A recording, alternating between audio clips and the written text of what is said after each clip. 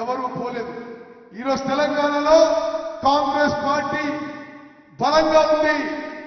రేవంత్ రెడ్డి నాయకత్వంలో కాంగ్రెస్ పార్టీ నాయకులందరూ కూడా ఐకమత్యంగా ముందుకు పోవడం చాలా సంతోషం అని చెప్పి నేను మనం చేస్తున్నాను. आज मोदी जी और होम मिनिस्टर शाह दोनों मिलके ईडी का, इनकम टैक्स का, सीबीआई का डर बता कर एमएलएस को, एमपीज को डरा रहे हैं और जो आगे इलेक्शन के लिए तैयारी कर रहे हैं, जो ठहरने वाले हैं, उनके ऊपर भी अभी से ईडी, अभी से इनकम टैक्स वो लोग डाल रहे हैं। तो इसीलिए होशियार रहना। मैं रेवंत रेड्डी को भी बोलता हूं, जरा देख के होशियार हो, ये बड़े खतरनाक लोग हैं। इसीलिए जब ये खतरनाक लोग हैं, इनको उसी तरीके से लड़ना जो वो लड़ रहे हैं, उनसे ज्यादा ताकत लग के लड़ना चाहिए। Modi Amit Shah ED, income tax, సిబిఐని ఉపయోగించి ఎమ్మెల్యేలని, ఎంపీలని బెదిరిస్తున్నారు. పోటీ చేసే వాళ్ళని కూడా బెదిరిస్తున్నారు. నేను రేవంత్ రెడ్డి గారిని కూడా ముందస్తుగా చెప్తున్నా, మీరు కూడా జాగ్రత్తగా ఉండండి. నరేంద్ర మోదీ उनको अकेले को नहीं बोला, रेवंत रेड्डी और उनके जो कांग्रेस के नेता लोग हैं, ये सभी होशियार रहना चाहिए। నరేంద్ర మోదీ, అమిత్ షా, రేవంత్ రెడ్డిని అందరినీ కూడా మరి అలర్ట్ గా ఉండాలి. ఈడీ, సిబిఐ, ఐటీ ద్వారా మిమ్మల్ని ఇబ్బంది పెట్టే పరిస్థితి ఉంటుందని చెప్పి నేను మనం చేస్తున్నాను. जब जब तुम्हारी ताकत बढ़ती है, तब तब वो तुमको कमजोर करने के लिए खेल खेलते हैं। लेकिन तेलंगाना के लोग डरने वाले नहीं हैं। तेलंगाना के लोग हमेशा लड़ते रहे। आज जो इंडिपेंडेंट तेलंगाना हुआ, ये सोनिया गांधी जी के आशीर्वाद से हुआ, ये सोनिया गांधी के नेतृत्व में हुआ। हम सबको याद रखना चाहिए, अगर कोई गैर समझता है, गद्दारी करता है, तो वो ठीक नहीं है। एक आदमी ने तो गद्दारी किया, लेकिन अब पछता रहूंगा। कई लोग कोई बोलते हैं सोया है, कोई बोलते हैं उठा है, कोई बोलते हैं बात कर रहा है, बोलते हैं, मुझे मालूम नहीं। लेकिन जो कांग्रेस के साथ गद्दारी करता है, वो एक न एक दिन जरूर हारता है। బీజేపీ భయపెట్టించే ప్రయత్నం చేస్తుంది, కానీ తెలంగాణలో భయపడే వాళ్ళు ఎవరు లేరు. తెలంగాణలో సోనియా గాంధీ ఇచ్చిన తెలంగాణలో ఎవరు బీజేపీకి, నరేంద్ర మోదీకి, అమిత్ షాకి భయపడరు. కాంగ్రెస్ పార్టీని మోసం చేసిన వాళ్ళు, ద్రోహం చేసిన వాళ్ళు సమాజం ఎప్పుడు కూడా క్షమించదు. వాళ్ళు ఓడిపోతారని చెప్పి నేను మనం చేస్తున్నాను. केसीआर सरकार जब थी, वो सेंटर पे हमला नहीं करते थे, वो ज्यादा से ज्यादा जो करते थे वो कांग्रेस पार्टी पे करते थे। अब जब हमारी सरकार, तो बीजेपी और बीआरएस दोनों की गालियां खाके, दोनों के मार खाके, हम दोनों को हरा के आज आए हैं। इससे ही अंदाजा लगता है कांग्रेस की ताकत क्या है। కేసీఆర్ ఎప్పుడు కూడా కేంద్రంలో ఉన్న బీజేపీ ప్రభుత్వం మీద దాడి చేయకపోయేవాడు. అదే కాంగ్రెస్ పార్టీ మీదనే పదే పదే దాడి చేస్తుండేవాడు. ఈరోజు తెలంగాణలో కాంగ్రెస్ పార్టీ, బీజేపీ, టీఆర్ఎస్ ప్రభుత్వాలని, పార్టీలని రెండింటినీ ఓడించిందంటే తెలంగాణలో కాంగ్రెస్ పార్టీ ఎంత బలంగా ఉందో ఆలోచన చేయాలని చెప్పి విజ్ఞప్తి చేస్తున్నాను. हम लोगों को रात दिन नीचे काम करना है, विलेज लेवल पे काम करना है। जब विलेज लेवल पे हम काम करेंगे, तभी हम यशस्वी हासिल करेंगे, तभी हम सक्सेस पाएंगे, नहीं तो बड़ा मुश्किल हो जाएगा। దినము రాత్రి మా అందరం కూడా క్షేత్ర స్థాయిలో గ్రామ స్థాయిలో పనిచేయాలి, బూత్ స్థాయిలో పనిచేయాలి. అప్పుడే గ్రామ స్థాయిలో పనిచేస్తేనే మనం విజయం సాధిస్తామని చెప్పి నేను మనవి చేస్తున్నాను. जब पंडित जवाहरलाल नेहरू जी 1952 में इलेक्शन में थोड़े सीट हारने के बाद ऐसी ही वर्कर्स मीटिंग में उन्होंने कहा, क्या कहा, चुनाव में हम वहां सफल रहे जहां हमने जनता के बीच काम किया।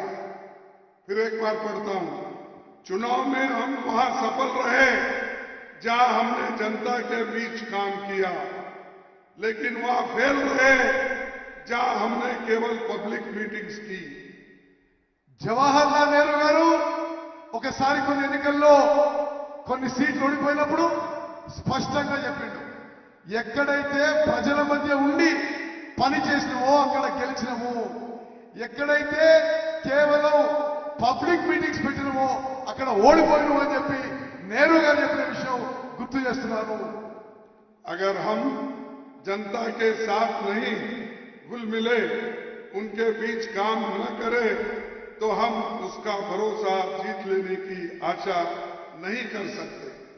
నిరంతరం ప్రజల్లో పనిచేయాలి, ప్రజల్లో పని చేయకుంటే వారి విశ్వాసం గెలవలేమని చెప్పి నేను మనవి చేస్తున్నాను.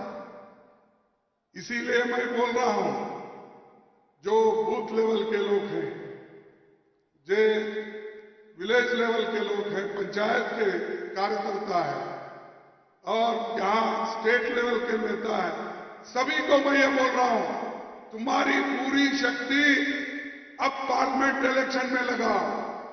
एक तो आपने जीता, you have one the battle, but you have win the war in 2024 parliament election.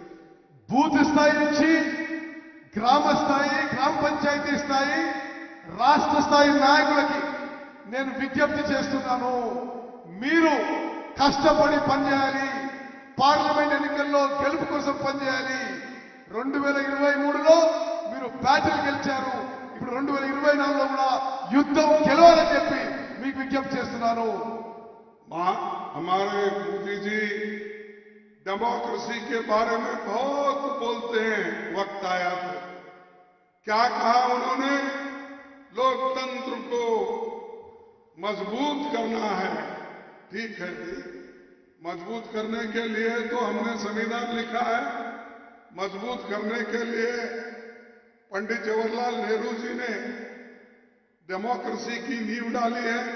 लेकिन आप क्या कर रहे हैं, अरे पार्लियामेंट में हमको बोलने भी नहीं देते. जो अपोजिशन के लोग हैं, जो कोई मुद्दा उठाते हैं, गरीबों की मुद्दा उठाते हैं, युवाओं की मुद्दा उठाते हैं, जो अन्याय अत्याचार हो रहे हैं उसका मुद्दा उठाते हैं, तो उस एमपी लोगों को बाहर डालते हैं. 146 एमपीज को उन्होंने सस्पेंड करके हाउस के बाहर डाला. ये है मोदी की डेमोक्रेसी. నరేంద్ర మోదీ గారు ప్రజాస్వామ్యాన్ని బలపరుస్తుంటాడు అని అంటాడు, కానీ ప్రజాస్వామ్యాన్ని బలహీనపరుస్తున్నాడు. జవహర్లాల్ నెహ్రూ గారి టైంలో భారతదేశంలో ప్రజాస్వామ్యం బలంగా నిలబడింది, రాజ్యాంగం రచించబడింది. కానీ మోదీ గారి టైంలో పార్లమెంట్ లో ఎంపీలు ఏ ఇష్యూని రేజ్ చేద్దామన్నా పార్లమెంట్ నుంచి సస్పెండ్ చేస్తున్నాడు. మొన్నటికి మొన్న పార్లమెంట్ సెషన్లో 146 ఎంపీలని నరేంద్ర మోదీ పార్లమెంట్ నుంచి సస్పెండ్ చేయడం జరిగింది. इस 10 साल में मोदी ने डेमोक्रेसी को खत्म किया. डेमोक्रेसी के तहत जो इंडिपेंडेंट ऑटोनमस बॉडी बने थे उसको भी खत्म किया. और यहां तक कि मैं समझता हूं लोकतंत्र को खत्म करने के लिए उसने सारे अनेक योजनाएं रची है. तो उस मकसद को उसके मकसद को आपको फेल कराना है और लोगों को बताना है कि हम संविधान बचाएंगे, नेहरू जी के लोकतंत्र को बचाएंगे, अंबेडकर के संविधान को बचाएंगे, ये तुम्हारी आवाज होना चाहिए। నరేంద్ర మోదీ గారు గత 10 ఏళ్లుగా భారతదేశంలో ప్రజాస్వామ్యం సర్వనాశనం చేసే ప్రయత్నం చేశారు. అనేక స్వతంత్ర సంస్థలను నాశనం చేశారు. మరి మనందరం కూడా నెహ్రూ గారి కలలు, అంబేద్కర్ గారి కలలు, ప్రజాస్వామ్యాన్ని, రాజ్యాంగాన్ని కాపాడటానికి మోదీ గారి కుట్రలను వెలిబుచ్చాలి, కుట్రలను ఎక్స్పోజ్ చేయాలని చెప్పి మీ అందరికీ మనం చేస్తున్నారు. भाइयों और पंडित जवाहरलाल नेहरू जी के जमाने में वो एक बहुत बड़े स्टेट्समैन थे, दूरदर्शी थे। ये इनके जैसा नहीं है जाके समुद्र में डुबकी मारना उठना, डुबकी मारना उठना, ये नहीं करते थे जवाहरलाल नेहरू इस देश में बड़े बड़े कारखाने बनाए, बड़े बड़े डैम बनाए, इलेक्ट्रिसिटी लाए, सब चीज उन्होंने की। और उन्होंने ये कहा कि ये जो है बड़े बड़े कारखाने और बड़े बड़े dam, these are modern temple. Jawaharlal Nehru గారు ఒక గొప్ప స్టేట్స్మెన్, ఒక గొప్ప విజనరీ. భారతదేశానికి ఎన్నో పరిశ్రమలు స్థాపించేశారు, ఎన్నో డ్యాములు కట్టించారు. వారు నెహ్రూ గారు అన్నారు, ఈ పరిశ్రమలు, ఈ డ్యాములే భారతదేశానికి ఆధునిక దేవాలయాలని చెప్పి నెహ్రూ గారు అన్న విషయం మీకు గుర్తు చేస్తున్నారు. और उन्होंने आगे कहा, आजादी के बाद हमने जो तीर्थ यात्रा शुरू की थी, आजादी के बाद हमने जो तीर्थ यात्रा शुरू की थी, उसका मकसद था कि स्वतंत्र भारत में जो बच्चा पैदा हो वो हमेशा स्वतंत्र रहे और अपना सिर ऊंचा रखकर प्रगति और समृद्धि की दिशा में बढ़ने का पूरा काम करे। ये पंडित जवाहरलाल नेहरू जी 1958 में बोले, हमारी तीर्थ यात्रा क्या है? या आगे के बच्चों को मार्गदर्शन करना और भारत को उसका आजादी सुरक्षित रखना, ये हमारी तीर्थ यात्रा है। मोदी जी की तीर्थ यात्रा क्या है?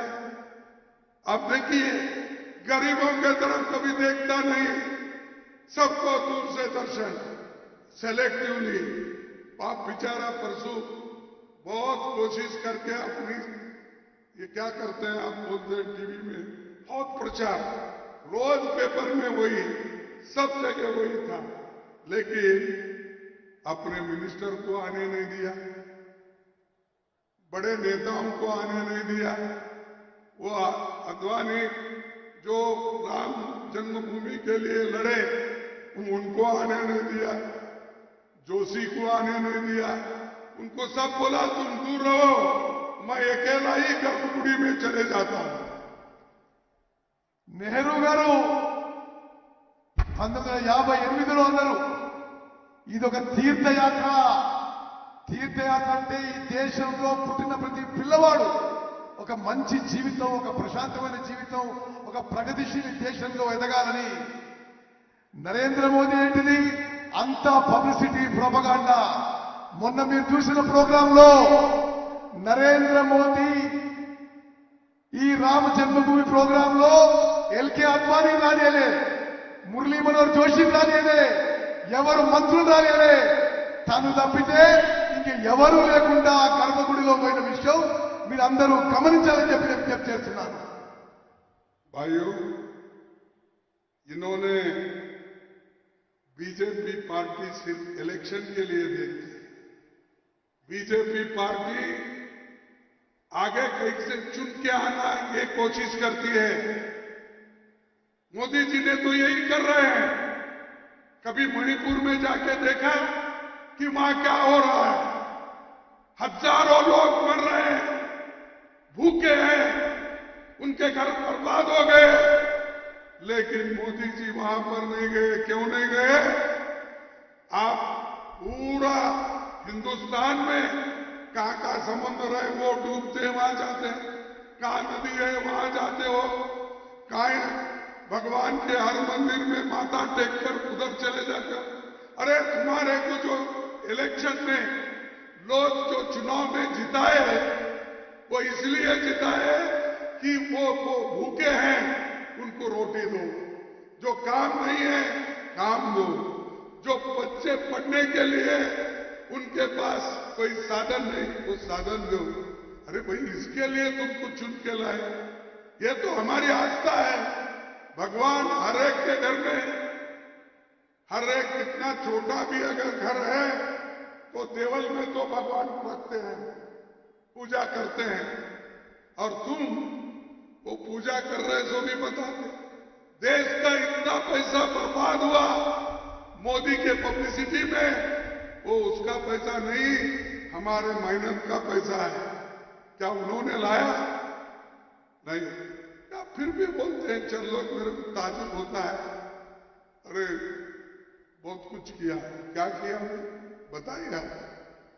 जो आदमी खुद अपने लोगों को नहीं संभाल सकता, गुजरात को ठीक नहीं रख सकता, गुजरात के बच्चों को ठीक नहीं रखता, वो क्या पूरे हिंदुस्तान के लोगों को ठीक रखेगा? वो तो बर्बाद कर रहा है। నరేంద్ర మోదీ బీజేపీ ఎప్పుడు కూడా ఎన్నికలు కలిసే కుట్రలే చేస్తూ ఉంటాయి. మణిపూర్ అగ్నిగుండమై వేల మంది చనిపోతే, లక్షల మంది ఇల్లు కోల్పోతే ఒక్కసారి కూడా మణిపూర్కి మోదీ పోలేదు. ఆయన ఎప్పుడు దేవాలయాలు చుట్టుపోతూ, నదుల్లో మునుగుతూ, మరి ప్రొపగాండా పబ్లిసిటీ తప్పితే జనానికి మంచి పనులు చేసేది లేదు. అతని ప్రొపగాండా పబ్లిసిటీలో మనం కష్టపడ్డ సొమ్మంతా వృధా అవుతుందని చెప్పి నేను మనం చేస్తున్నాను. అందరం కూడా భక్తులమే, అందరం కూడా దేవుని భక్తులమే, కేవలం ఆయన ఒక్కరికే భక్తున్నట్టుగా నటిస్తున్నాడు. नौजवानों को नौकरी दिलाने के लिए उन्होंने एक नया स्कीम मिलिट्री का निकाला। कौन सा वो? अग्निवीर। क्योंकि इनको मालूम है, इन्होंने खुद ही जवान आर्मी है, उनको मालूम होता है। अब भाई अग्निवीर स्कीम निकाले, कितने साल के लिए? सिर्फ 3 या 4 साल। 4 साल। और 4 साल के बाद वो जवान जाना कहां? उसको नौकरी नहीं, उसकी एज चले जाएगी। अरे मिलिट्री में कभी ऐसी भर्ती हो गई? हमेशा जिसको भर्ती करते हैं अपने साथ रख के उसको तनख्वाह दे के रिटायर होने तक रख लेते हैं, या वॉलंटरी रिटायरमेंट में उसको करते हैं। लेकिन मोदी सबको भ्रम करने के लिए, युवाओं को एक अलग दिशा दिखाने के लिए उन्होंने ये एक नया नाटक खेला, और उसमें आज हजारों बच्चे बर्बाद होकर फिर घर में बैठे। దేశ యువకులని నరేంద్ర మోదీ మోసం చేస్తున్నాడు, వాళ్ళతో డ్రామా చేస్తున్నాడు. భారత సైన్యంలో అగ్నివీర పథకం తీసుకొచ్చి కేవలం 4 ఏళ్ల పాటు ఆర్మీలో వీళ్ళు పనిచేసేటట్టు పథకం తీసుకొచ్చారు. 4 ఏళ్ల తర్వాత వీళ్ళు తిరిగి ఇంటికి పోయి ఏమీ పని లేకుండా ఉండాల్సి వస్తుంది. గతంలో కానీ ఎప్పుడు స్వతంత్ర భారతదేశంలో సైన్యంలో ఒక వ్యక్తి రిక్రూట్ అయితే, ఆర్మీలో చేరితే రిటైర్మెంట్ వరకు కూడా ఆ సైన్యంలో భారతదేశానికి సర్వీస్ చేసేవాడు. ఈ విషయంలో కూడా మోదీ భారతదేశ యువకులకి మోసం చేస్తున్నారని మనం చేస్తున్నాను. भाइयों, किसानों की बात करते हैं मोदी जी, क्योंकि खुद किसान नहीं, वो मैं जैसा एक मजदूर का बेटा हूं, वो भी बाप बेचारे चाय बेचने वाले का बेटा था। लेकिन वो किसान क्या काम करता है वो मालूम नहीं उनको, सिर्फ बात करते हैं। अरे किसान, इस देश में 22,000 किसान सुसाइड कर लिए। क्यों? उनको ठीक ढंग से एमएसपी नहीं मिल रहा। एमएसपी को क्या बोलते हैं?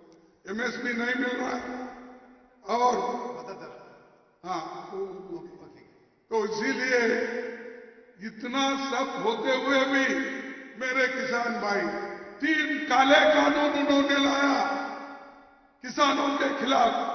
जब किसान उठ के खड़ा हुआ बॉर्डर पे, जब वो धरना बैठा, तब घबराकर उन्होंने विड्रॉ कर लिया 3 काले कानून को। నరేంద్ర మోదీకి రైతుల విషయంలో వ్యవసాయ విషయంలో ఏమీ తెలియదు. ఎట్లయితే నేను ఒక కూలీ ఒక లేబర్ బిడ్డనో నరేంద్ర మోదీ ఛాయ్ అమ్మే వాళ్ళ కుటుంబంలో పుట్టాడు. అతనికి వ్యవసాయం గురించి ఏమీ తెలియదు. ఎంఎస్పీ ఇవ్వనందున దేశంలో వేలాది మంది రైతులు ఆత్మహత్య చేసుకున్నారు. వేల సంఖ్యలో లక్షల సంఖ్యలో రైతులు ఢిల్లీ బోర్డర్లో ధర్నా చేస్తే భయపడిపోయి రైతు వ్యతిరేక చట్టాలని వెనక్కి తీసుకుంది నరేంద్ర మోదీ. ఆయన వ్యవసాయానికి రైతాంగానికి వ్యతిరేకమని చెప్పి నేను మనం చేస్తున్నాను. भाइयों, अब गरीबों की गरीबी इस देश में कितनी है उसका एक आंकड़ा हमारे मोदी साहब दे रहे हैं। अरे 50 से ज्यादा % लोग अभी भी गरीब है और गरीब गरीब बनते जा रहा है, अमीर अमीर बनते जा रहा है, फिर भी मोदी को उसके बारे में चिंता नहीं है। वो चाहते हैं चलो देश में गरीबी ऐसी होती है चलने दो। तो आप जानते हैं, सब पढ़े लिखे लोग जानते हैं, क्या गरीबी बढ़ी है, क्या गरीबी घट गई है, ये आप सोचिए। और अब उसको उत्तर देना है तो पार्लियामेंट में आपको जरूर उत्तर उनको देना चाहिए। నరేంద్ర మోదీ ప్రభుత్వం దేశంలో పేదరికం తగ్గిందని తప్పుడు అంకెలు ముందుకు తీసుకొస్తున్నారు.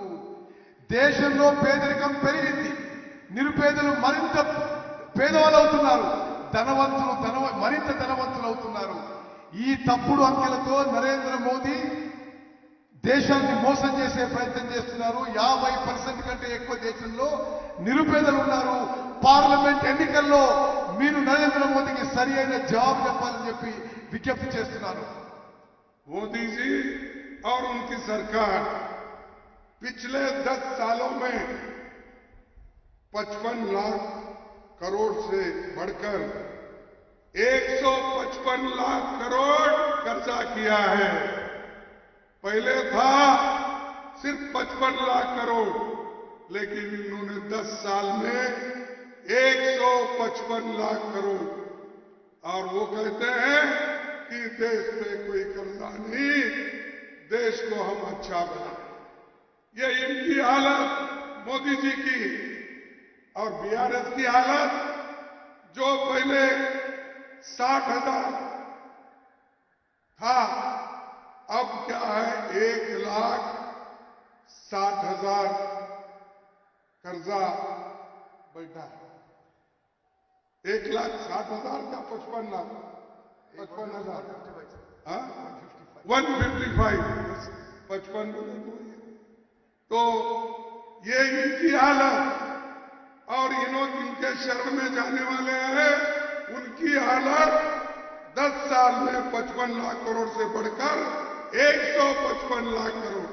तो आप बताइए भाई, देश आगे बढ़ रहा है, कर्जे से मुक्त हो रहा है, कर्जा कम हो रहा है, हर एक के सर पे आज एक कर्जा आपको ही पेमेंट करना पड़ेगा। इसलिए आप सोचो, ये हमारे इलाके में क्या था, अब क्या है। భారతదేశాన్ని నరేంద్ర మోదీ అప్పుల్లో ముంచాడు. ఈ 10 ఏళ్లలో ఆయన అధికారంలో వచ్చినప్పుడు 55 లక్షల కోట్లు అప్పుంటే నరేంద్ర మోదీ 10 ఏళ్లలో 155 లక్షల కోట్లకి భారతదేశం అప్పు చేరింది. ఈ అప్పంతా మీరు మేము కట్టాల్సి వస్తుంది. మొత్తం భారతదేశాన్ని ప్రజలందరినీ అప్పుల్లో ముంచిండు నరేంద్ర మోదీ అని చెప్పి మనం చేస్తున్నాను. और आज इलेक्शन के लिए हर कोशिश वो कर रहे हैं, सबसे पहले उन्होंने इलेक्शन प्रचार शुरू किया मेरे कॉन्स्टिट्यूंसी से। उनकी जो फ्लाइट उतरी परसों, एक 8 दिन पहले, वो गुलबर्गा में उतरी। और क्यों उतरी, मैंने पूछा किसी वहां के ऑफिसरों से। नहीं साहब, गुलबर्गा का जो एयरपोर्ट है, जो एयर स्ट्रिप है, वो लंबा है, इसीलिए वो हम डिफेंस इधर में नहीं उतर सकते, और हैदराबाद तो दूर होता है, इसीलिए गुलबर्गे में हम उतरेंगे। तो गुलबर्गे में वो उतरे, क्या करें, 350 कार्यकर्ता का एक टेंट लगा के एयरपोर्ट पे मीटिंग करें। या ऐसे मोदी जी सरकारी पैसे में हर जगह टेंट लगाते, भाषण करते, हर जगह जाते। अब वही गुलबर्गे में आने की क्या जरूरत थी? वो कोई बड़ा शहर नहीं है, एक छोटा एक पार्लियामेंट, एक डिवीजन सेंटर है। तो ये काम हमेशा वो करते हैं, इसीलिए आपको होशियार रहना चाहिए। मोदी बहुत कुछ ऐसे आड़े लाइन लेकर चले जाता है। నరేంద్ర మోదీ తప్పుడు విధానాలతో ఎన్నికలు గెలిచే ప్రయత్నం చేస్తున్నాడు.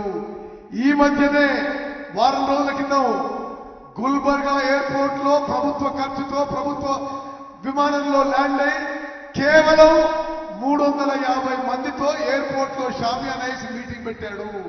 ఇది మొత్తం ప్రభుత్వ ఖర్చుతో ఆయన వ్యక్తిగత ప్రచారం జరుగుతుంది.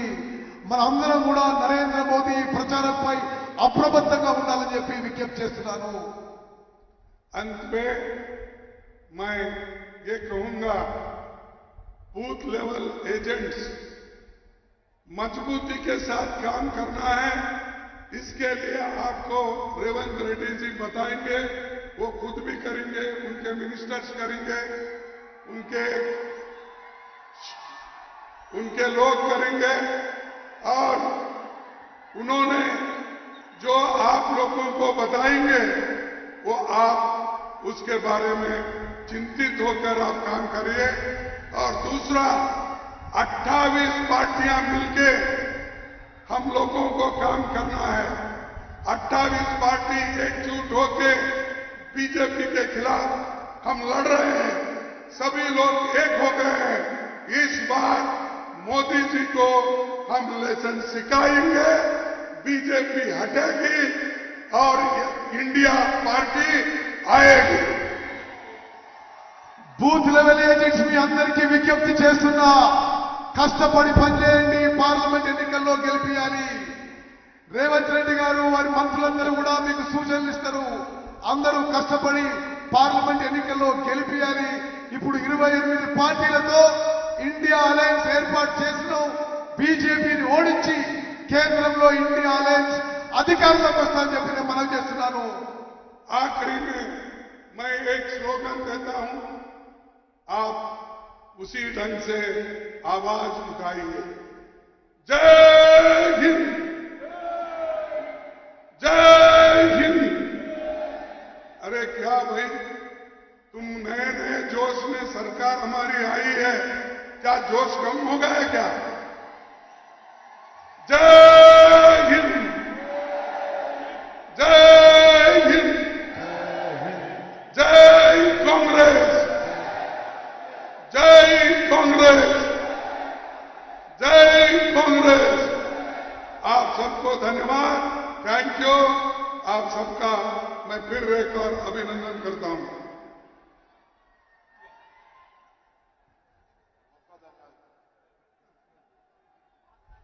రాష్ట్ర ముఖ్యమంత్రి గారు మాట్లాడే ముందు 2 నిమిషాలు ఎవరైతే బూత్ లెవెల్లో కష్టపడి పనిచేశారో మీ అందరూ తెలుసు, రేవంత్ రెడ్డి గారు పీసీ అధ్యక్షుడిగా 45 లక్షల సభ్యత్వం చేసుకున్నాం. సభ్యత్వంతో మొదలుకొని మొన్నటి ఎలక్షన్ వరకు కష్టపడినటువంటి బూత్ ఏజెంట్లకి ఇప్పుడు పెద్దలు ఖార్గే గారు, రేవంత్ రెడ్డి గారు వారికి సత్కారం చేస్తారు. నేను పేరు పిలుస్తాను. ఆ పేరుతో పాటు అక్కడ నిలబడ్డ ఎమ్మెల్యే అభ్యర్థి, అక్కడ డీసీసీ ప్రెసిడెంట్ ముందుకొస్తే ఖర్గే గారు, కేసీ వేణుగోపాల్జీ గారు, దీపాదాస్ మున్షి గారు, రేవంత్ రెడ్డి గారు, డిప్యూటీ సీఎం గారు వారికి సత్కారం చేస్తారు. మొదటగా ఖానాపూర్లో ఇంద్రవెల్లి మండలం 69వ బూత్కు చెందినటువంటి కొడప అశ్వత్థరావు గారు ముందుకు రావాలి.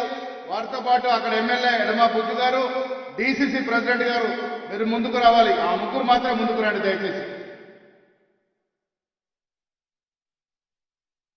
అశ్వత్థరావు గారు కొడప, ఎడమ బద్దు గారు,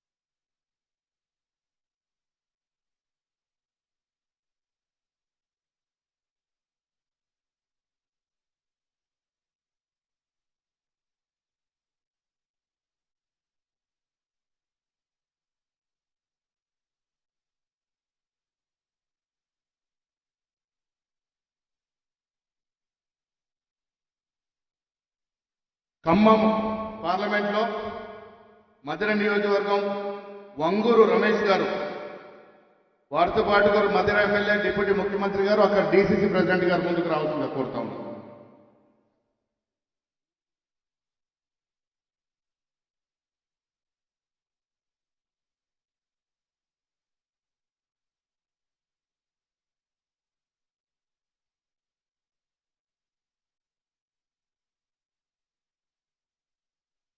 నాంపల్లి ఫెరోజ్ గారు తయారుగా ఉండండి.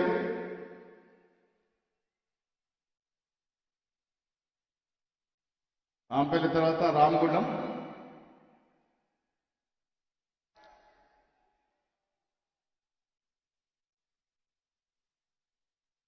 మురళీధర్ గారు వారితో పాటు డీసీసీ ప్రెసిడెంట్, అక్కడ నిలబడి ఓడిపోయాడు ఫెరోజ్ గారు, కానీ చాలా తక్కువ ఓటుతో ఓడిపోయారు. ఈ మురళీధర్ గారు చాలా కష్టపడి ఈ 33వ బూత్ లో 69వ బూత్ లో అత్యధిక ఓట్లు తీసుకొచ్చినాడు. వారికి సత్కారం చేయాల్సిందిగా ఖర్గే గారిని, ముఖ్యమంత్రి గారిని కోరుతా ఉన్నాను.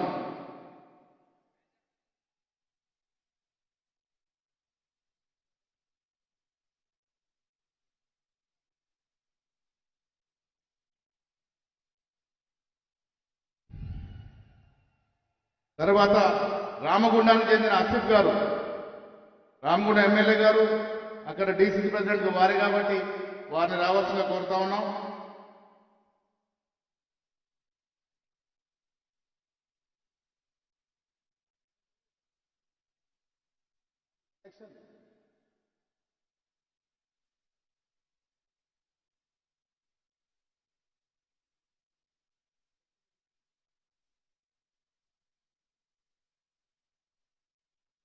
అదేవిధంగా డీసీసీ అధ్యక్షుడు సురేఖ గారు మెంబర్షిప్ లో ఆనాడు ఐఏఎస్ మెంబర్షిప్ చేసినారు పెద్దపల్లి నియోజకవర్గం, వారిని అక్కడ డీసీ ప్రెసిడెంట్ వారిని కూడా రావాల్సిందిగా కోరుతాం.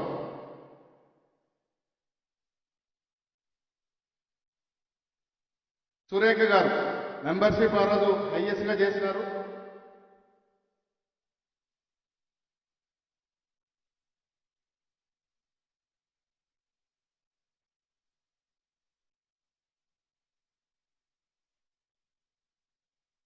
రేవంత్ రెడ్డి గారి ఉద్దేశం ఏంటంటే ఎవరైతే కష్టపడి పనిచేసి మొన్న ఎలక్షన్లో గెలుపు కృషి చేసినారో వాళ్ళని మనం నెత్తిన పెట్టుకొని ఊరేగాలి, మనం అత్తుకొని ఊరేగాలి ఉద్దేశంతో ఈ విధంగా చేసినారు. ఈ కార్యక్రమం ఉద్దేశం బూత్ లెవెల్లో మీరు పునాదులు, మీరే స్తంభాలు, మీ స్తంభాలు గట్టిగా ఉంటేనే కాంగ్రెస్ పార్టీగా గట్టిగా ఉంటుందని నమ్మే వ్యక్తులు మొదటి వారు ఖర్గే గారు, ఆ తర్వాత పిసిసి అధ్యక్షుల వారు గట్టి గారు, మేమందరం కూడా. అందుకే మీ అందరినీ వాళ్ళు తెలుసుకొని రేపు రాబోయే పార్లమెంట్ ఎన్నికల కొరకు దశ దిశ నిర్దేశిత కార్యక్రమం చేస్తున్నారు.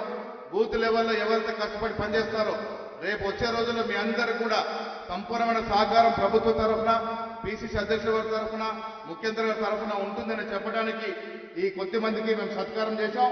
ఇప్పుడు నేను రాష్ట్ర ముఖ్యమంత్రి వర్యులు రేవంత్ రెడ్డి గారిని ప్రసంగించాల్సిందిగా కోరుతా ఉన్నాను.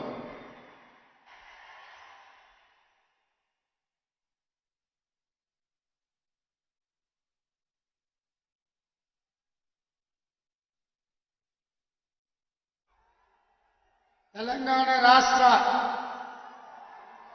కాంగ్రెస్ పార్టీ బూత్ లెవెల్ కార్యకర్తల సమావేశానికి అధ్యక్షత వహించిన శ్రీ మహేష్ గౌడ్ గారు, ఈ కార్యక్రమానికి ముఖ్య అతిథులుగా విచ్చేసిన అఖిల భారత కాంగ్రెస్ పార్టీ అధ్యక్షులు, మన పక్కనే మన పాత హైదరాబాద్ ఉమ్మడి రాష్ట్ర ముద్దుబిడ్డ, గుల్బర్గా ప్రాంతవాసి, రాజ్యసభ కాంగ్రెస్ పార్టీ సభాపక్ష నాయకుడు, మా అందరి మార్గనిర్దేశకుడు మల్లికార్జున్ ఖర్గే గారు ఈ కార్యక్రమానికి ముఖ్య అతిథులుగా విచ్చేసిండ్రు. మీరందరూ వారికి పెద్ద ఎత్తున చప్పట్లతో స్వాగతం పలకాల్సిందిగా మీకు అందరికీ విజ్ఞప్తి చేస్తున్నా.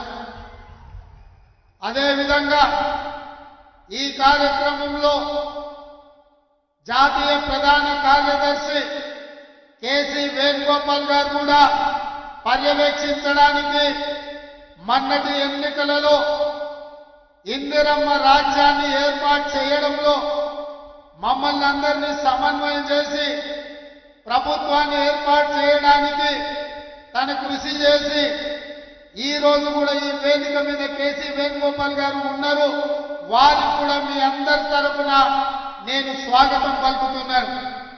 మన రాష్ట్ర ఇన్ఛార్జ్ దీపాదాస్ మున్సి గారు నిన్న మొన్న విదేశీ పర్యటనలో ఉండి ఈ కార్యక్రమాలను పర్యవేక్షించడానికి నాకు కొంత సమయం దొరకకపోయినా ఈనాడు ఇంత పెద్ద ఎత్తున ఎల్బీ స్టేడియంలో కార్యకర్తల కాంగ్రెస్ పార్టీ కుటుంబ సభ్యుల సమక్షంలో ఎంత గొప్ప కార్యక్రమాన్ని ఏర్పాటు చేసి విజయవంతం చేసినందుకు దీపాదాస్ మున్సి గారికి కూడా మీ అందరి తరఫున వారికి కృతజ్ఞతలు తెలియజేస్తున్నా.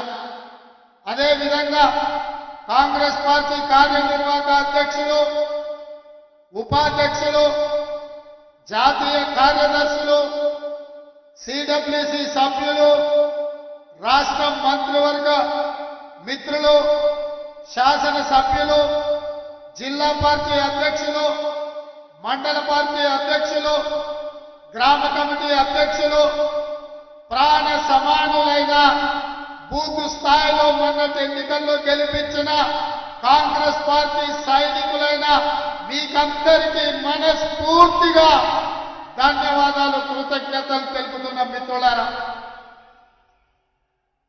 ఇవాళ పెద్దలు మల్లికార్జున్ ఖర్గే గారు రేవంత్ రెడ్డి తెలంగాణ ముఖ్యమంత్రి అని ఈ వేదిక మీద పిలిచినప్పుడు ఈ కష్టం, ఈ శ్రమ, ఈ పదవి, ఈ హోదా మీ రక్తాన్ని చెమటగా మార్చి మీరు కఠోరమైన దీక్ష చేసి వీరోచితమైన పోరాటం చేయడం వల్లనే ఈ తెలంగాణ గడ్డ మీద కాంగ్రెస్ పార్టీ జెండా ఎగరేయడం వల్లనే మీరేమంటే ఈ రోజు ఇక్కడ నిలబడి తెలంగాణ రాష్ట్ర ముఖ్యమంత్రిగా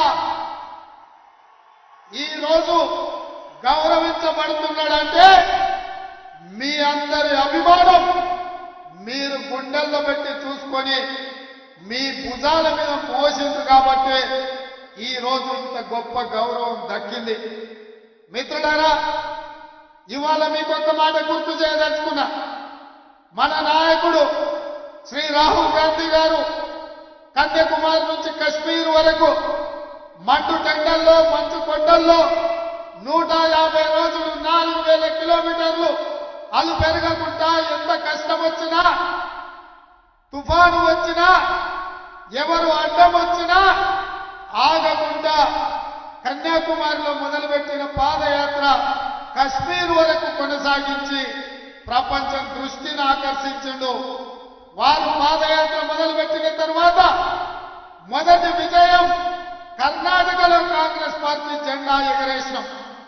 రెండవ విజయం హిమాచల్ ప్రదేశ్ లో కాంగ్రెస్ పార్టీ జెండా ఎగరేసినాం. మూడవ విజయం తెలంగాణ రాష్ట్రంలో ఈ గడ్డ మీద వారు పాదయాత్ర చేసిన సందర్భంగా మీరందరూ కష్టపడి విజయవంతం చేస్తే ఈరోజు తెలంగాణ రాష్ట్రంలో కాంగ్రెస్ పార్టీ ప్రభుత్వాన్ని ఏర్పాటు చేసింది. మిత్రులారా, ఇవాళ నేను మిమ్మల్ని అడుగుతున్నా, వాళ్ళ తాతలు ముత్తాతలు వజ్రాల వ్యాపారం చేసింది. వజ్ర వైదూర్యాలతో వేలాది కోట్ల రూపాయలతో ప్రపంచంలోని ఆగర్భ శ్రీమంతులుగా ఉన్న మోతీలాల్ నెహ్రూ, పండిత్ జవహర్లాల్ నెహ్రూ గారు ఈ దేశ ప్రజల కోసం స్వేచ్ఛనివ్వాలి, ఈ దేశ ప్రజలు స్వతంత్రాన్ని అనుభవించాలి, ఈ దేశ ప్రజలు తెల్లదొరల బానిసత్వం నుంచి విముక్తి కలిగి ఈ దేశంలో రాజులై వెలగాలి అని వాళ్ళ ఆస్తులను ఫణంగా పెట్టిండ్రు. సంవత్సరాల కొద్ది జైల్లో మగ్గిండ్రు. ఆ కాంగ్రెస్ పార్టీకి నాయకత్వం వహించి భారతదేశానికి స్వతంత్రాన్ని ఇప్పించి ఈ దేశంలోనే త్యాగం అంటే వాళ్ళ కుటుంబం అని నిరూపించింది. వచ్చిన స్వతంత్ర దేశానికి మొట్టమొదటి ప్రధానమంత్రిగా ప్రపంచానికే ఒక సుపరిపాలన అందించి ప్రపంచ దేశాలతో పోటు పడే దేశంగా భారతదేశాన్ని పండిత్ జవహర్లాల్ నెహ్రూ గారు తీర్చిదిద్దారు. వారి వారసత్వంతో వచ్చిన శ్రీమతి ఇందిరాగాంధీ గారు ఈ దేశ సమగ్రత కోసం, సమైక్యత కోసం, ఈ దేశాన్ని కాపాడడానికి తన చివరి రక్త పొట్టు వరకు ఈ దేశం కోసం దారపోసి తుపాకీ తూటాలకు బలై నేలకొల్లిండ్రు తప్ప దేశ సమగ్రతను కాపాడడంలో ఒక్క అడుగు కూడా వెనక్కి వెయ్యలే. ఇందిరమ్మ వారసత్వాన్ని పునికి పుచ్చుకున్న రాజీవ్ గాంధీ గారు, విదేశాలలో పైలట్ గా ఉన్న రాజీవ్ గాంధీ గారు, ఇందిరాగాంధీ గారు చనిపోతే అదరలేదు, బెదరలేదు, భయపడలేదు. ఈ దేశానికి నాయకత్వం వహించడానికి వారు వచ్చి ప్రధానమంత్రిగా ఈ దేశాన్ని ముందుకు నడిపించిండు. ఈ దేశంలో యువకులకు కంప్యూటర్ని పరిచయం చేసిండు. ఈ దేశంలో యువకులకు 21 సంవత్సరాలకు ఓటు ఉంటే 18 సంవత్సరాలకే ఓటు హక్కుని ఇప్పించి ఇవాళ 18 ఏళ్ల పిల్లలు ఓటేస్తుండ్రు. ఈ దేశంలో ముఖ్యమంత్రులను, ప్రధానమంత్రులను ఎన్నుకుంటుండ్రు అంటే అది రాజీవ్ గాంధీ గారి గొప్పతనం, వారి త్యాగం ఉన్నది. మరి వారి బిడ్డ వారు ఈ దేశం కోసం ఏ త్యాగానికైనా సిద్ధమైంది. రాజీవ్ గాంధీ గారు మరణిస్తే, వీర మరణం పొందితే, తమిళనాడులో శ్రీపెరంబదూరులో నేల కొరిగితే శ్రీమతి సోనియా గాంధీ గారు భయపడలే. ఇద్దరి పిల్లల్ని సంకలో పెట్టుకొని 100 కోట్లు ఆనాడు ఉన్న జనాభాను ఈ దేశం అనాథ కాకూడదు, ఈ దేశం బలమైన నాయకత్వం ఉండాలి, నా దుఃఖం దిగబెట్టుకుంటాను, ఈ దేశ ప్రజల కోసం త్యాగం చేస్తానని శ్రీమతి సోనియా గాంధీ గారు ముందుకొచ్చి కాంగ్రెస్ పార్టీకి ఈ దేశానికి నాయకత్వం వహించి తిరిగి మళ్ళీ కాంగ్రెస్ పార్టీ అధికారంలో తీసుకొచ్చింది. ఆ విధంగా సంక్షోభంలో ఉన్న ఈ దేశానికి బలమైన నాయకత్వాన్ని అందించి ప్రధానమంత్రి, రాష్ట్రపతి పదవులను త్యాగం చేసి ఈ దేశాన్ని మళ్ళీ శత్రు దుర్భేద్యమైన దేశంగా శ్రీమతి సోనియా గాంధీ గారు తీర్చిదిద్దారు. వారి స్ఫూర్తితోనే 2004లో రాహుల్ గాంధీ గారు ఎంపీ అయ్యారు. నేను అడుగుతున్న మిత్రులారా, చాలా మంది మొదటిసారి ఎమ్మెల్యేలు ఆయన వెంబడే 6 నెలలు తిరగకముందే నన్ను ఎవ్వరు మంత్రి చేస్తలేరు, నన్ను ఎందుకు ముఖ్యమంత్రి చేస్తలేరు అని అడిగే రోజులు. కానీ 2004లో 2009లో 10 సంవత్సరాలు కాంగ్రెస్ పార్టీ అధికారంలో ఉంటే రాహుల్ గాంధీ గారు మంత్రి గాని, ప్రధానమంత్రి గాని, రాష్ట్రపతి పదవి గాని అడగలేదు. పదవులు త్యాగం చేసి ప్రజలలో ఉండి ప్రజల తరఫున కొట్లాడి మేధావి అయిన మన్మోహన్ సింగ్ను ప్రధానమంత్రిని చేసిండ్రు, ప్రణబ్ ముఖర్జీని రాష్ట్రపతిని చేసిండ్రు.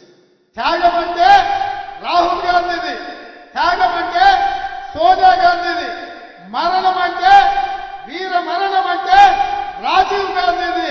ఈ దేశం కోసం ప్రాణాలు ఇవ్వడం అంటే, రక్తం దారపోయడం అంటే అది ఇందిరమ్మ త్యాగం.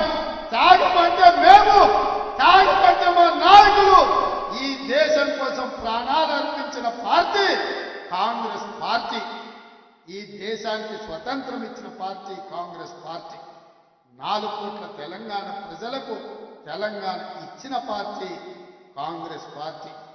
నేను అడుగుతున్న మిత్రులారా, ఇవాళ భారతీయ జనతా పార్టీ నాయకులు మాట్లాడుతున్నారు, అఖండ భారత్ అంటున్నారు. అఖండ భారత్ కోసం 100 కోట్ల ప్రజల కోసం స్వతంత్రం కోసం ప్రాణాలు ఇచ్చినప్పుడు మీరెక్కడున్న నరేంద్ర మోడీ మీరు కాదు కదా, కనీసం మీ పెంపుడు కుక్కైనా ఈ దేశం కోసం త్యాగం చేసిందా అని నేను అడుగుతున్నా. ఈ దేశ స్వతంత్రం కోసం కొట్లాడింది కాంగ్రెస్, ఈ దేశానికి స్వతంత్రం తెచ్చింది కాంగ్రెస్, ఈ దేశం కోసం ప్రాణాలు ఇచ్చింది గాంధీ కుటుంబం. నేను అడుగుతున్న బీజేపీ నాయకులను, కాంగ్రెస్ దేశ స్వతంత్రం కోసం కొట్లాడిన రోజు మీరే పొయ్యిలో పడుకున్నారని నేను అడుగుతున్నా. ఇవాళ ఈ దేశ సమగ్రతను కాపాడడం కోసం ముష్కర్ల తుపాకీ తూటాలకు బలైపోయి మానవ బాంబుల పేల్స్లో వీరు మరణం పొందినప్పుడు మీరంతా ఎక్కడున్నారు? మీ నాయకులు ఎవరైనా ఈ దేశం కోసం ప్రాణాలు ఇచ్చిందా అని బీజేపీ నాయకులను నేను అడుగుతున్నా. అట్లాంటి బీజేపీ ఇవాళ గాంధీ కుటుంబం మీద ఆరోపణలు చేస్తున్నారు. సోనియా గాంధీ గారికి, రాహుల్ గాంధీ గారికి ఈడీ నోటీసులు, ఇన్కమ్ ట్యాక్స్ నోటీసులు, సిబిఐ కేసులు పెడుతున్నారు. నేను అడుగుతున్నా సోదరులారా, ఈ దేశంలో 3 తరాలు ప్రధానమంత్రిగా చేసిన జవహర్లాల్ నెహ్రూ, ఇందిరాగాంధీ, రాజీవ్ గాంధీ ఈ దేశ ప్రధానమంత్రిగా చేస్తే ఇవాళ ఉండడానికి సొంత ఇల్లు లేని కుటుంబం ఏదైతే ఉందో అది గాంధీ కుటుంబం. వాళ్ళక అవినీతి మరకలు అంటించే ప్రయత్నం అని నేను అడుగుతున్నా. ఉండడానికి ఇల్లు లేని వాళ్లకు సొమ్ము సంపాదించుకోవాలన్న ఆలోచన ఎందుకుంటది? దేశం కోసం ప్రాణాలు ఇచ్చిన గాంధీ కుటుంబాన్ని ఇవాళ మోడీ ప్రభుత్వం అక్రమ కేసులు పెడుతుంటే నేను అడుగుతున్న ఈ దేశ పౌరులను, నేను అడుగుతున్న మా మిత్రులను, తెలంగాణ బిడ్డల్ని, మన తెలంగాణ రాష్ట్రం ఇచ్చిన గాంధీ కుటుంబాన్ని మోడీ అవమానిస్తుంటే ఆ మోడీ పార్టీని ఈ తెలంగాణ గడ్డ మీద గెలవనిద్దామా, పొందబెడదామా? మీరు ఇవాళ ఆలోచన చెయ్యండి మిత్రులారా. ఇవాళ మన యుద్ధం దేశంలో మోడీతోనైతే సందర్భ సడమియాలాక బిల్లా రంగాలు ఇవాళ ఊరూరు తిరుగుతున్నారు. 10 ఏళ్ళు మేము అధికారంలో ఉన్నాం, మిమ్మల్ని దోచుకున్నాం, మిమ్మల్ని అవమానించినాం, మమ్మల్ని మన్నించండి అని నేను చెప్పదలుచుకున్నా. 100 ఎలుకలు తిన్న పిల్లంట తీర్థయాత్రలు పోయిందంట, అయ్యా నా తప్పైంది మన్నించండి అని. ఇవాళ బిల్లా రంగాలు చార్లే శోభరాజు ఇంట్లో వండుకుంటే ఉత్తగా వండుకోలే బీఆర్ఎస్. మొన్న జరిగిన ఎన్నికలన్నా బోర్లు బొక్కలేసి బొక్కలు వీరు ఇరగొట్టే బీఆర్ఎస్ వాళ్ళు పోయి బోర్లో వండుకున్నారు. ఇవాళ ఓడిపోయి సిగ్గు లేకుండా మళ్ళీ వీధుల్లోకి వచ్చి కాంగ్రెస్ పార్టీ ఇచ్చిన హామీలు అమలు చేయలేదని అంటూ నేను అడుగుతున్న, మనం వచ్చి సరిగ్గా 50 రోజులు కాలే. ఎన్నికలకు వెళ్ళినప్పుడు ఏం చెప్పినాం మిత్రమా? నేను ఎన్నికల ప్రచారంలో ప్రతి సభలో చెప్పినా, ఖచ్చితంగా డిసెంబర్ 9, 2023 నాడు ఇందిరమ్మ రాజ్యం ఏర్పడుతుంది, ఎల్బీ స్టేడియంలో ప్రమాణ స్వీకారం చేస్తాం, సోనియమ్మ వస్తుందని, సోనియమ్మ సమక్షంలో ఇక్కడనే ప్రభుత్వాన్ని ఏర్పాటు చేస్తామని చెప్పిన మాట నిలబెట్టుకున్నామా మనం? మీ అందరి సహకారంతోనే కదా ఇదే ఎల్బీ స్టేడియంలో సోనియమ్మ సమక్షంలో మన ప్రభుత్వం ఏర్పడ్డది. ప్రభుత్వం ఏర్పడ్డాక 100 రోజుల్లో మన హామీలు అమలు చేస్తామన్నాం. ఇవాళకి 50 రోజులు కూడా కాలేదు, అప్పుడే బిల్లా రంగాలు ఇద్దరు బయలుదేరి. రేవంత్ రెడ్డి ప్రభుత్వం అబద్ధాలు చెప్పింది, రేవంత్ రెడ్డి ప్రభుత్వం ఇచ్చిన హామీలు అమలు చేయలేదు. ఇంతకుముందే మా మిత్రుడు పొన్నం ప్రభాకర్ గారు చెప్తున్నారు, మనం బస్సు ఉచితంగా ఏదైతే ఆడబిడ్డలకు ప్రయాణం మొదలు పెట్టినామో 10.5 కోట్ల మంది ఆడబిడ్డలు ఇప్పటి వరకు బస్సులో ఉచితంగా ప్రయాణం చేసిందని చెప్పిండ్రు. మీరందరూ ఆడబిడ్డలకు తెలంగాణ నలుమూలల ఉచిత బస్సు ప్రయాణ సౌకర్యాన్ని ఏర్పాటు చేసినందుకు సోనియమ్మకు కృతజ్ఞత చెప్పుకోవాల్సిన అవసరం ఉంది. ఇవాళ రాజీవ్ ఆరోగ్యశ్రీ పథకాన్ని 10 లక్షలకు పెంచి అమలు చేస్తున్నాం. ఫిబ్రవరి మొదటి వారంలో మీ అందరి అభిమానంతో ఇంకో 2 పథకాలను అమలు చేయడానికి మీ ప్రభుత్వం, ప్రజా ప్రభుత్వం సిద్ధంగా ఉన్నది. దద్దమ్మలారా, మీరా మమ్మల్ని అడిగేది 3650 రోజులు ఈ తెలంగాణ ఏలిన మీరు దళితులకు 3 ఎకరాల భూమి ఇయ్యలే, పేదలకు డబుల్ బెడ్రూమ్ ఇల్లు ఇయ్యలే, ఇంటికో ఉద్యోగం ఇయ్యలే, మైనారిటీలకు 12% రిజర్వేషన్ ఇయ్యలే, గిరిజనులకు 12% రిజర్వేషన్ ఇయ్యలే, ఏమి ఇయ్యని సన్నాసులు ఇవాళ మమ్మల్ని ఏమి ఇయ్యట్లేదని మీరు అడుగుతారా? మీకు ఏమరుగుతుందని నేను అడుగుతున్న బిల్లా రంగాలు. ఇవాళ రాష్ట్రాన్ని దివాలా తీపించిండ్రు, 7 లక్షల కోట్ల అప్పు చేసిండ్రు, ఈ రాష్ట్రాన్ని కుక్కని చెప్పిన ఇస్తరాకులాగా చేసి ఈ రోజు ప్రభుత్వ ఉద్యోగస్తులకు జీత భత్యాలు ఇవ్వలేని పరిస్థితి ఉంది. మా బట్టన్న రోజు పొద్దున్నే లేచి గల్లపెట్టడి చూస్తే దాంట్లో ఏంది లేదు, మొత్తం గుల్లై ఉంది. ఉద్యోగస్తులకు జీతాలు ఇవ్వాలి ఎట్లా బట్టన్న అంటే ఆయన అక్కడిక్కడ చూస్తున్నాడు, రోజు రూపాయి జమేసి వాళ్ళకి జీతాలు ఇచ్చే పరిస్థితి. అయినా పింఛన్ ఆపలే, జీతాలు ఆపలే, లేకపోతే పేదలకు జరిగే సంక్షేమ పథకం ఆపలే, రైతు బంధు పథకం ఆపలే. ప్రతి సన్నాసోడు ఇంకా రైతు బంధు వేస్తలేడు అన్నట్టు. పోయిన సంవత్సరం మార్చి 31 వరకు కూడా ఆ సన్నాసుడు రైతు బంధు వేయలే. ఫిబ్రవరి ఆఖరి వరకు మొత్తం రైతు భరోసా పథకాన్ని వేసే బాధ్యత మనది. మీ అభిమానంతో ఫిబ్రవరి నెలాఖరు వరకు ఈ తెలంగాణ రాష్ట్రంలో ఉన్న 63 లక్షల రైతు కుటుంబాలకు మీ ద్వారా మాట ఇస్తున్నా, ఫిబ్రవరి ఆఖరి వరకు రైతు భరోసా ద్వారా మీ ఖాతాలలో నగదు బదిలీ చేసే బాధ్యత కాంగ్రెస్ పార్టీ తీసుకుంటుంది. నేను ఇదే చెప్పదలుచుకున్నా. మిత్రులారా, ఒకవైపు సంక్షేమం, ఇంకొక వైపు అభివృద్ధి, మూడవ వైపు కేసీఆర్ చేసిన విధ్వంసాన్ని ఇవాళ మనం అంతా కూడా సరిదిద్దాలి. అక్కడక్కడ రేవంత్ రెడ్డి మేస్త్రి అంటారు. అవును బిడ్డ, నేను మేస్త్రిని. మీరు విధ్వంసం చేసిన తెలంగాణను పునర్నిర్మించే మేస్త్రిని.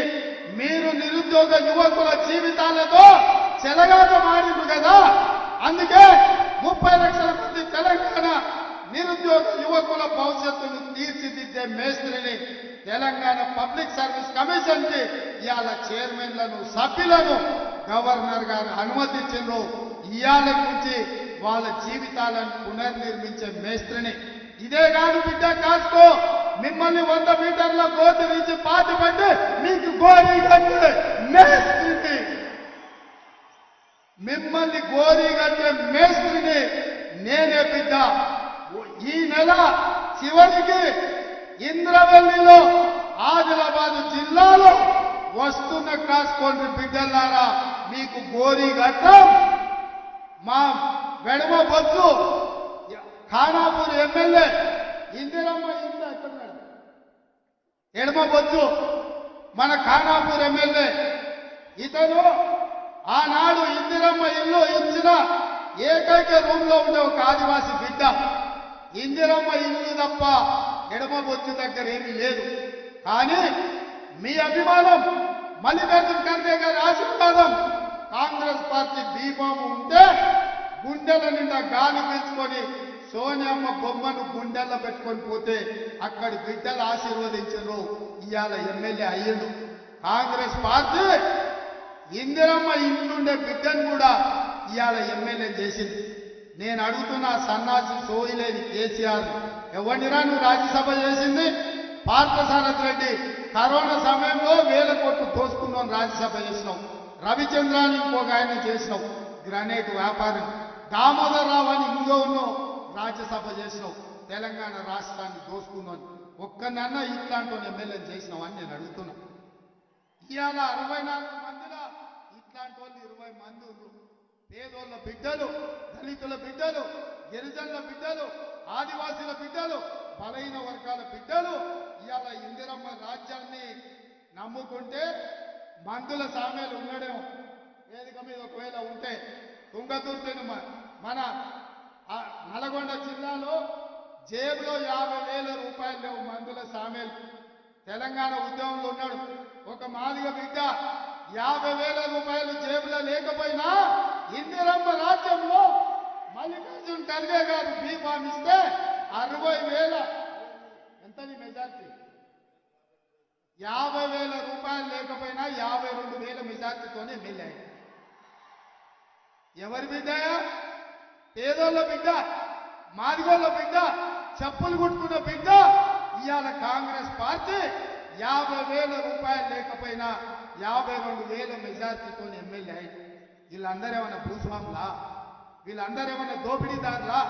వీళ్ళందరికీ మొన్న నీలాక దొరలా దోసుకున్నోళ్ళ పేదోళ్ళ బిడ్డలు ఇందిరమ్మ రాజ్యంలో మీ కష్టం ఉంటే మీ శ్రమ ఉంటే ఇవాళ వీళ్ళందరూ ఎమ్మెల్యేలు అయిన మీ ఆశీర్వాదం ఉంటే మరి మిత్రులారా నేను అడుగుతున్నా ఇంత కష్టం చేసి ఇట్లాంటి పేదోళ్ళని మీరు ఎమ్మెల్యేలు చేసారు మరి నేను అడుగుతున్నా నల్లమల్ల అడవులలా మారుమూల గ్రామంలో ఉండే ఒక రైతు బిడ్డను మల్లికార్జున ఖర్గే గారు సోనియమ్మ ఆశీర్వదించే రైతు కుటుంబంలో వచ్చిన నేను ఒక సామాన్యమైన కుటుంబం మా కుటుంబంలో ఎవరు ఎమ్మెల్యేలు ఎంపీలు మంత్రులు లేరు కానీ 16 సంవత్సరాలలో తెలంగాణ రాష్ట్రానికి ముఖ్యమంత్రి అయినా ఇది కాంగ్రెస్ పార్టీ దయ కాంగ్రెస్ పార్టీ అండగా నిలబడితే వ్యవసాయ కుటుంబం నుంచి వచ్చిన నేను కూడా ముఖ్యమంత్రి కాగలిగిన కాంగ్రెస్ పార్టీలా ఎవరైనా ఏదైనా కావచ్చు మల్లికార్జున ఖర్గే గారి గురించి ఒక మాట చెప్పాలి ఆనాడు రజాకర్ల దాడిలో చిన్న వయసులో తల్లి చనిపోతే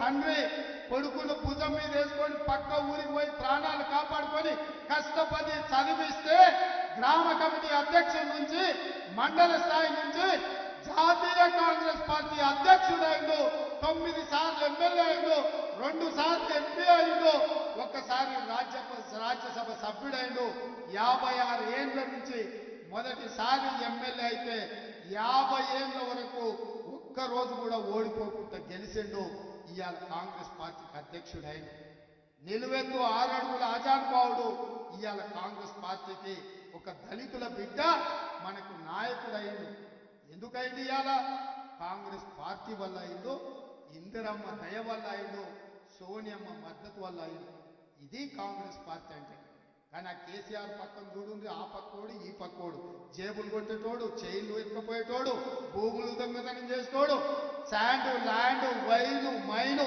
మాఫియా వాళ్ళు వాళ్ళ పక్కనుండ్రు దళితులు గిరిజనులు పేదోళ్ళు మన పక్కలు ఎన్ఎస్యుఐ అధ్యక్షుడు వెంకట్ ఎమ్మెల్సీ మాజీ ఎన్ఎస్యుఐ అధ్యక్షుడు మహేష్ గౌడ్ ఎమ్మెల్సీ అంతకంటే ముందు మాజీ ఎన్ఎస్యుఐ అధ్యక్షుడు పొన్నం ప్రభాకర్ ఇవాళ ఎమ్మెల్యే మంత్రి అయిండు ఎంపీ ఫోరంలో కన్వీనర్ అయ్యాడు మన విద్యార్థి నాయకులు ఇంతమంది ఇవాళ ఇన్ని హోదాలు వచ్చినాయి ఎందుకు వచ్చినాయంటే కష్టపడితే వచ్చినాయి కాంగ్రెస్ పార్టీ జెండా మోస్తే వచ్చినాయి మీరందరూ అభిమానించి ఆదరిస్తే వచ్చినాయి అందుకే మిత్రులారా ఇవన్నీ నేను ఎందుకు గుర్తు చేస్తున్నా అంటే రాబోయే పార్లమెంట్ ఎన్నికలు అత్యంత కీలకం దేశం కోసం ప్రాణాలు ఇచ్చి ఈ దేశం కోసం పదవులు త్యాగం చేసిన మన మణిపూర్లో ఈ భారత్ జోడో న్యాయ యాత్ర మొదలుపెట్టిండు మణిపూర్ నుంచి మహారాష్ట్ర వరకు వారు పాదయాత్ర చేస్తుంటే ఓర్వలేని ప్రభుత్వం అస్సాంలో వారికి అడ్డంకులు కల్పిస్తుండ్రు ఇవాళ మోడీకైనా కేడీకైనా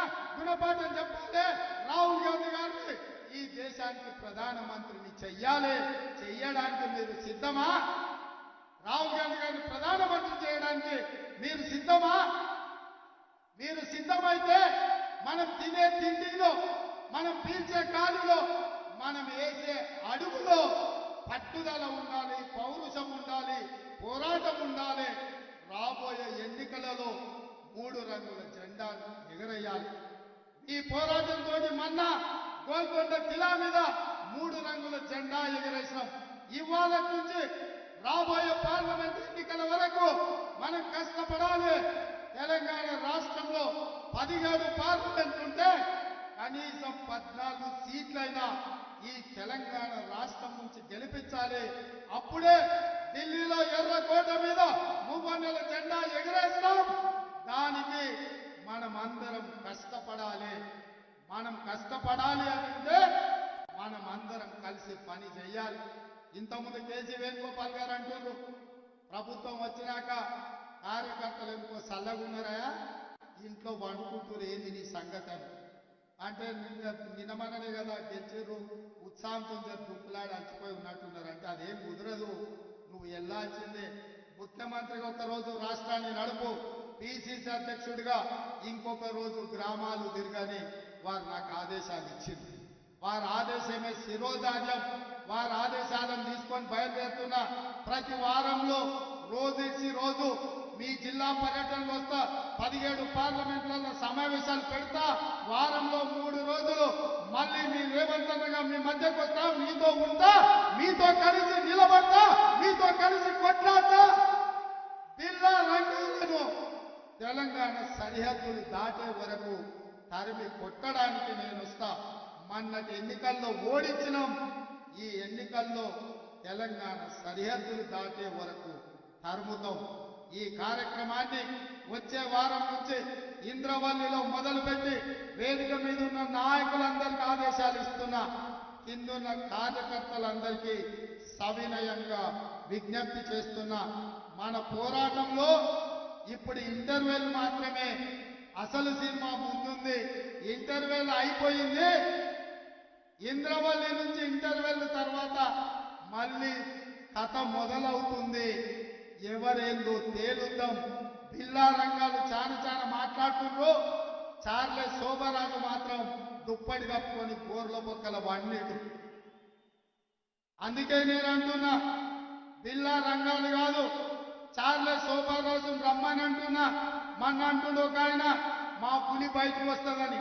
బిడ్డ, మా పులులు బోన్ పట్టుకొని సిద్ధంగా ఉన్నారు. బోన్లు వేసి బోన్లో పెట్టి బొంద పెడతాం. బోను సిద్ధం, రమ్మను మీ పులిని ఏడుందో నేను చెప్పదలుచుకున్నా. అందుకే ఇంతకాలం ముఖ్యమంత్రి ఉన్నా కాబట్టి మాట్లాడితే బాగుండదు, పరిపాలన మీద దృష్టి పెడతామనుకున్నా. కానీ మాట్లాడకపోతే పని నడిచేటట్టు లేదు. ఏది పడితే అది అబద్ధాలు చెప్తారు. అభ్యర్థులను మానిస్తే మేము ప్రభుత్వం వచ్చేదని మేము అదే చెప్తున్నాం. రా నాయన, మీ కుటుంబాన్ని మారిస్తే తప్ప తెలంగాణకు మేలు జరగదని. మార్చాల్సింది మిమ్మల్ని. సిద్దిపేట మారవాలి, సిరిసిల్లలో మారవాలి, గజ్వేల్లో మారవాలి. కామారెడ్డిలో పొడుస్తా పీక్తా అన్నాడు. నేను వస్తున్న బిడ్డ నిన్ను ఓడగొట్టా అన్నాడు. కామారెడ్డిలో పోయి కేసీఆర్ ఓడి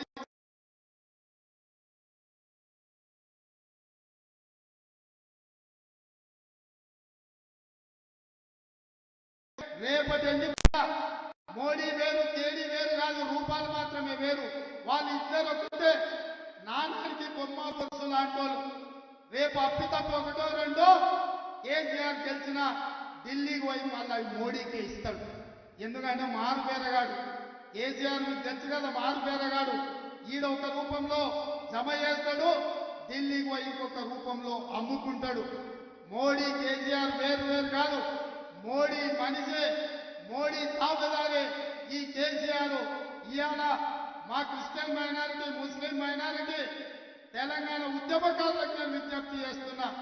కేసీఆర్ పాడే ప్రతి ఓటు పరోక్షంగా మోడీకి అవుతుంది. బీఆర్ఎస్ కేసే ఓటు మూసీలేసినట్టు అవుతుంది. ఇవాళ ఢిల్లీలో కాంగ్రెస్ జెండా ఎగరాలి, రాహుల్ గాంధీ ప్రధానమంత్రి కావాలి అని అంటే ఈడ 14 ఎంపీలు గెలవాలి.